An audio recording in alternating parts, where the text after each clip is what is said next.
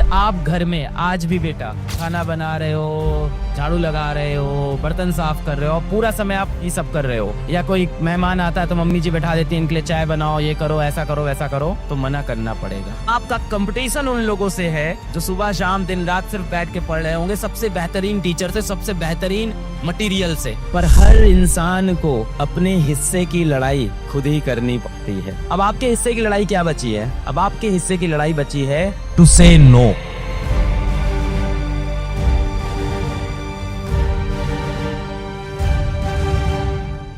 मुझे ये बताओ कि आप लोग जीवन में क्या बनना चाहते हो? Sir, I want to become an MBBS doctor. You want to become an MBBS doctor. How many of you want to become a doctor? How many of you want to become a doctor? कितने लोग doctor बनना चाहते हैं? क्यों बनना है आपको doctor? Sir क्योंकि मैं मदद करना चाहती हूँ। जो गरीब लोग होते हैं उनके पास पैसे नहीं होते, वो खरीद नहीं पाए मेडिसिन, तो मैं उन्हें इलाज देना चाहती हूँ। जो गरीब लोग बीमारी से गुजर रहे हैं, मैं उनको मुफ्त में इलाज देना चाहती हूँ। जब मैं अपने पैरों पर खड़ी हो जाऊंगी और MBBS डॉक्टर बन जाऊंगी तो मैं उन लोगों को मुफ्त में इलाज दूंगी जिसके पास पैसे नहीं होंगे, जो गरीब लोग होते हैं। कितनी बढ़िया बात चीज है यार, बहुत बढ़िया। अब बूटी बेटा मुझे ये बताओ, आप कह रहे हो आप डॉक्टर बनोगे और फ्री में सबका इलाज करोगे और गरीब लोग को गरीबी से निकालोगे, पर पहले हमें भी तो गरीबी से बाहर निकलना है, हमें भी तो पैसे कमाने हैं। खाना खाएंगे कि नहीं खाएंगे?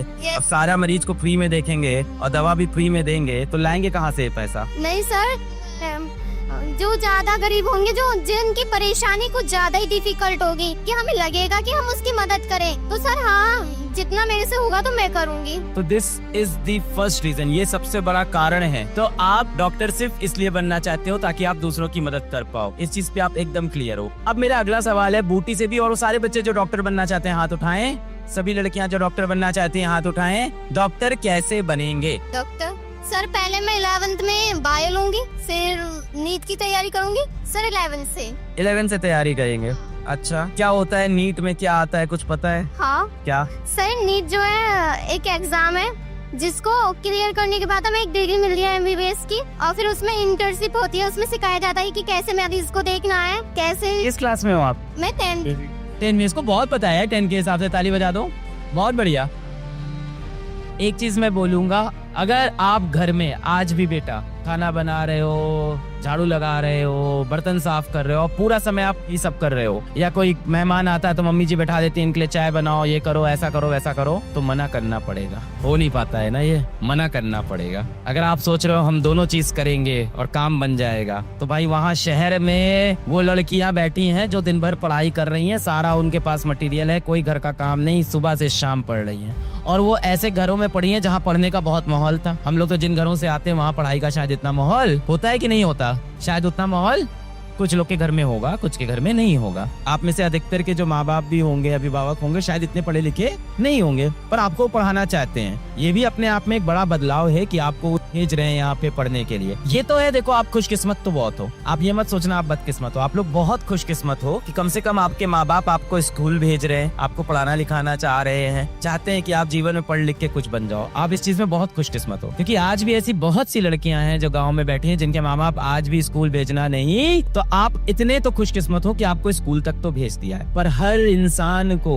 अपने हिस्से की लड़ाई खुद ही करनी पड़ती है। ये हम नहीं बोलते, ये बोलती हैं हमारी पूज्य बहन। वो हमें एक चीज सिखाती हैं कि हर इंसान को अपने हिस्से की लड़ाई खुद लड़नी है। अब आपके हिस्से की लड़ाई क्या बची है? अब आपके हिस्से की लड़ाई बची है टू से नो, ना बोलना। To say no to anything which is stopping you from your goal. किसी भी हर एक चीज को ना बोलना जो आपको रोक रही है। कि लगभग देश के अंदर हर साल 22 से 25 लाख बच्चा नीट का एग्जाम देता है, और उसमें से जो डॉक्टर बनने जाते हैं वो होते हैं लगभग पकड़ लो 40 से 50 हजार बच्चे। 25 लाख में से 40 हजार बच्चे, असल में तो 80 हजार होते हैं, पर वो 80 हजार आपके मतलब का नहीं है। क्यों मतलब का नहीं है बता दूं। टोटल अगर आप सीट देखोगे तो 80 हजार से 1 लाख है जो मेडिकल सीट है डॉक्टर बनने की, MBBS करने की, पर सिर्फ 40 हजार सीट ही ऐसी है जो सरकारी कॉलेज की है, जहाँ की फीस बहुत कम है। जैसे आप एम्स में चले गए तो आप साल भर में सिर्फ 5,000 रुपया दोगे। आप किसी और सरकारी कॉलेज में चले गए तो साल भर में हो सकता हो आपको 1 लाख रुपया देना पड़े। अभी भी ये कम नहीं है।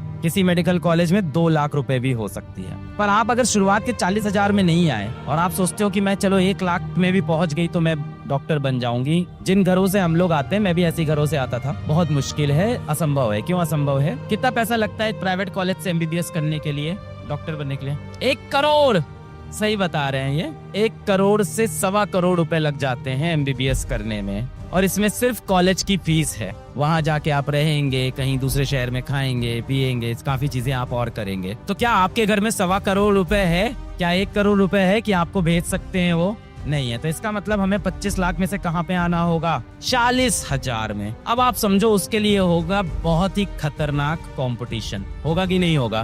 25 लाख बच्चे देश भर में बैठे हुए हैं और कहीं ना कहीं बहुत से ऐसे बच्चे होंगे जो बहुत बड़ी बड़ी कोचिंग में पढ़ रहे होंगे। कुछ ऐसे होंगे जो कोटा, सुना है क्या? राजस्थान में एक जगह है कोटा, वहाँ जाके टीचरों से पढ़ रहे होंगे, हॉस्टल में रहते होंगे, दिन भर पढ़ाई करते होंगे, होमवर्क करते होंगे, टेस्ट देते होंगे, खूब कंपटीशन होगा उनके बीच में। अरे मेरे 720 में से 600 आ रहे हैं, अरे यार मेरे 720 में से 620 आ रहे हैं, कंपटीशन चल रहा होगा। जहाँ वो मेस में जाते होंगे, खाना खाते होंगे, शाम को आते होंगे, डाउट सॉल्व करते होंगे, मम्मी आती होगी, बेटा ठीक है कि नहीं, सब बढ़िया है कि नहीं। एक आप हो भाई, किसी तरह से यहाँ पे आते हैं, पढ़ाई करते हैं, फिर घर जाते हैं, काम भी करना पड़ता होगा। कितने बच्चे यहाँ घर पे काम भी करते हैं, घर में खाना बनाना, झाड़ू करना, पोछा, इसमें कोई बुराई नहीं है, करते लोग करते हैं।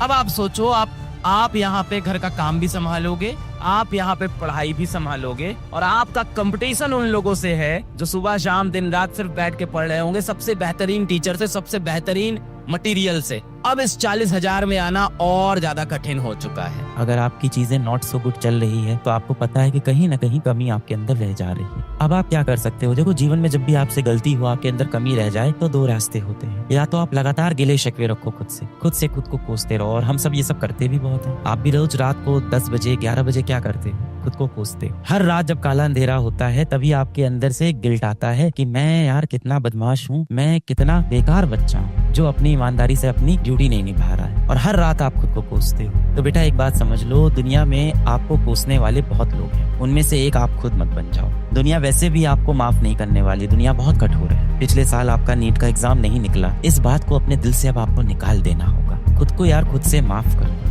देखो, कोई भी चीज आपको तब तक परेशान करती है जब तक आप उस सोच को, उस विचार को, उस व्यक्ति को आप जब तक शक्ति देते हो सकता हो आपके आसपास आपका कोई चाहने वाला हो, चाहने वाली हो, जिसे आप बहुत पसंद करते हो, पर उसने आपको ठुकरा दिया हो, है ना। आपने उसको जाके अपनी इच्छाएं बताई हो, उसने कहा हो नहीं आप मेरे लायक नहीं हो। अब आप बार बार उस बारे में सोच के खुद को कोसो कि मैं उसके लायक नहीं हूँ। ये कोई भी चीज हो सकती है, कोई व्यक्ति हो सकता है, कोई एग्जाम हो सकता है। या दूसरी तरफ आप खुद को माफ कर दो, उस सोच को आप इतनी बार बार शक्ति मत दो। बहुत से बच्चे मेंटल हेल्थ को बोल रहे हैं कि उन्हें हारा हुआ महसूस हो रहा है, उन्हें दुखी महसूस हो रहा है, क्योंकि उनके बैकलॉग हो गए हैं, जिसके लिए उनको अब कह रहे हैं कि मोटिवेशन चाहिए। मैंने कई बार बोला है बेटा, मोटिवेशन आपके खुद के अंदर है, कहीं बाहर से कभी नहीं आएगा। अपनी पुरानी गलतियों के लिए आप खुद को माफ कर दो। जब तक बेटा आप दुख को नहीं छोड़ोगे ना, दुख आपको नहीं छोड़ेगा। कोई भी व्यक्ति हो, कोई भी चीज हो, कोई भी विषय हो, वो आपको तभी तक तकलीफ देती है जब तक आप उसे शक्ति देते रहते हो। अपने ऊपर से ये गलतियों का बोझ जो है वो उतार दो। ये दुनिया वैसे भी बहुत कठोर है, आपको माफ नहीं करेगी आपकी गलतियों के लिए। कम से कम आप खुद को तो माफ कर दो।